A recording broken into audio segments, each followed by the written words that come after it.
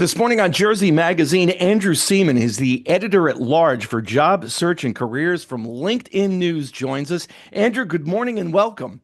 Thanks so much, Jim. According to new research that I saw on LinkedIn, more than half of the professionals in this country either are looking for work or plan to be looking for a new job in 2025. That's a staggering statistic. Yes. And honestly, I would say that over the past few years, that's about where we've seen it. Um, a lot of people, it's a difficult job market. And a lot of people, I think, after the pandemic, they're not sure how they feel about the path that they're on. So, and also, what I often tell people is you may not be a job seeker today, but you may be a job seeker tomorrow. So it's really important to always be thinking about, okay, if I were to make a move, where would I go? If I am not happy with my current job, what would make me happier? What would put me on a path for something more fulfilling? So it is a large number, but not all of those people are actively job seeking at the same time. So you want to make sure that you're primed when you do jump into the job search, but don't get discouraged when you see that number. You mentioned that it's a tough job market. How much, I mean, the unemployment rate, I think, is about Mhm. 4.1%, which give or take a percentage point is considered to be full employment. Yeah. How much does the unemployment rate factor into that? Um, It's part of it. It's a little bit more complicated. So I am just passing along information that I get from our economist here at LinkedIn. And essentially what we're finding is that the labor market, I think, is much more dynamic than it used to be. And what we're finding is that there are pockets of opportunity out there. So when you look across the board, yeah, there's not going to be just generally a great chance of getting hired right away. But there are industries, there are areas where those opportunities exist. So people need to be a little bit more strategic with their job search. And I don't think that's going to change going forward. Internally, we do see the labor market heating up a little bit with more opportunities coming down the line later this year. But I think no matter what, going forward, you're going to have to be more strategic with your job search. And I think AI is going to be a huge part of this. The top 25 fastest growing jobs in the United States, the top two deal with artificial intelligence, and three of the top 12 deal Mhm. with AI, which I use a little bit myself. I'm a little bit intimidated by it, I have to admit.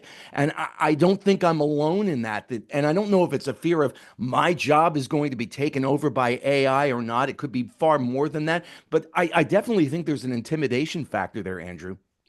I I think there is too, but Jim, you're right where you should be with it because unless someone wants to be an engineer, which is the top job on that list for the United States, you don't have to worry about being too in depth on AI because honestly, what I tell people is when you look at a lot of companies right now, unless you're a big one like Meta or, Nvidia or something like that, they're really throwing AI against the wall to figure out how they're going to use it. So as long as you're experimenting with ChatGPT, Copilot, or, any of the other ones that are out there, that's kind of all you need right now. And you just need to be open to the experimentation of it. So if your employer comes and says, hey, we got this cool new program, try it out. Maybe it'll flop, maybe it won't. But you just need to be willing to adapt to it because AI will be part of our everyone's lives eventually. So, if you're an accountant, you're still going to be an accountant maybe in 5 years, but you're going to be using AI. It's probably not going to replace you, but you need to at least be willing to engage with the technology. I have to admit, I do use AI on a somewhat limited basis, probably most recently, Andrew, on my LinkedIn profile, because this interview is going to end up, as many of mine do, on my LinkedIn page. And I've used AI to help me write the caption for it. And I'm not Yeah. always crazy with what it comes up with, but every so often I go, yeah, I like the way it phrased that. Yeah, it's super helpful because like obviously I do a lot on LinkedIn because that's pretty much where I am all the time. But after I write a newsletter, after I go through the transcript of my podcast, where you could get on the iHeart app, but I don't feel like writing a post. So the AI can help me just get those juices flowing. But also there's a lot of other things. Like we're trying to be really strategic here at LinkedIn. We have this new job match thing where it'll tell you if you're a match for the job. It could help you write your profile a little bit. So, test it out, see what you think. You can always override it and say, "Hey, I think this is a better word." But, I would always, as a younger media person, I would have loved for a rough draft to work from. I totally agree with you. Yeah. This is a really generic question, but how much is artificial intelligence changing the job market? Right now, I don't think we're seeing a ton of it, but I think we will soon.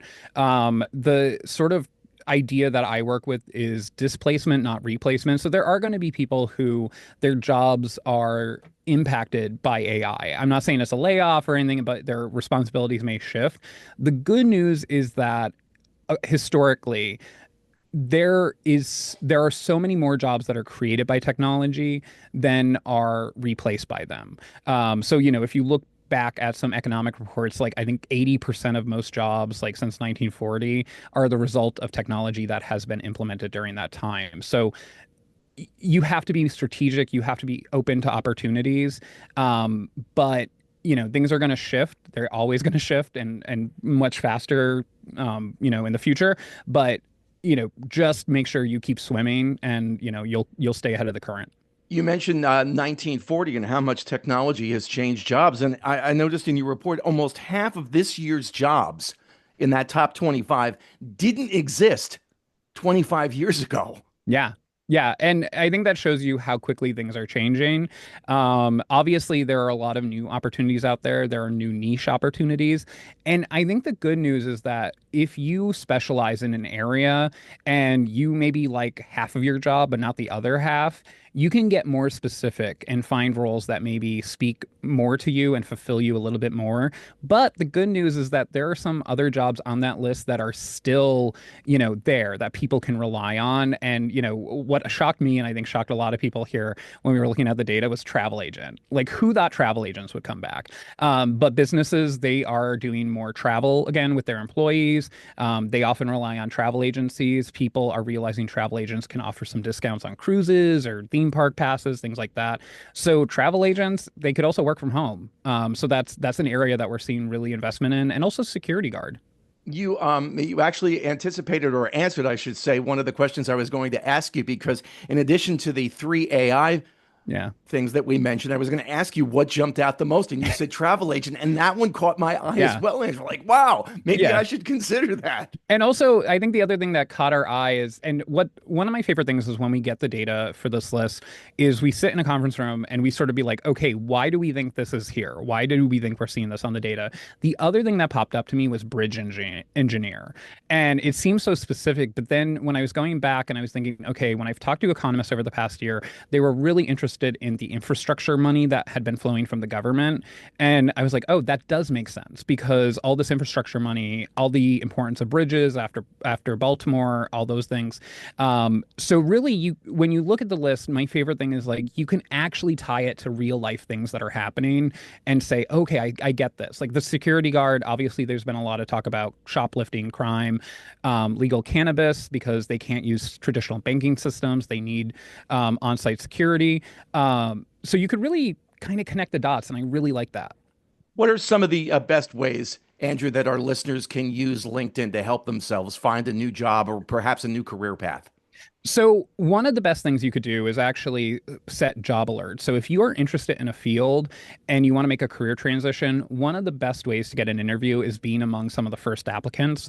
There's some like astronomical number that you're like 10 times more likely to get an interview if you apply within the first like day or something like that. I'm not good with like the exact the exact metric, but that's really important. The other thing that is really good is that if you find a job that you're like, wow, I really like this. We just launched an AI assistant that we call Job Match. And basically, it'll tell you whether you're a match for the job or if you need some more help. And it'll actually get into like, hey, you know what, Jim, it'll say, you need this or this and work on this. And then maybe you have that, but you haven't added it to your LinkedIn profile. So you could keep looking and say, am I a match now? Or, go back and take an online course. How about now?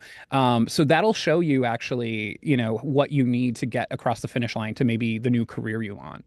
There's a lot to dive into in this latest report coming from LinkedIn. Andrew Seaman, the editor at large for job search and career at LinkedIn News. Thank you so much for joining us this morning here on Jersey Magazine. I've enjoyed our conversation. Me too, Jim. Find me on LinkedIn. Let's connect.